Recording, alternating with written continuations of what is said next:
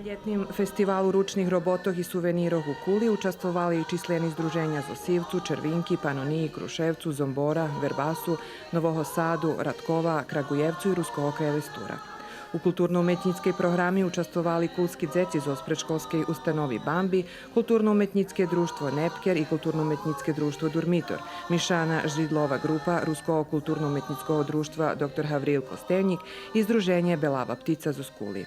Združenje za pomoc mentalno недостаточно розвитим особам, Плава птиця, з Скули ще дзечне одволує на кожне поволання, також ми ще і того року одволали, і представили ми ще з доскело рецитаціями і з двома піснями. Тело, кelo smo uvežbali, kelo smo i prezrok vežbali, kelo smo še porihtali za totu manifestaciju, kelo smo še uspeli porihtati, kelo smo ukazali. Ceny niewysokie, często daco kiedy predawamy, to mniej kosztuje jak potrošeni materijal.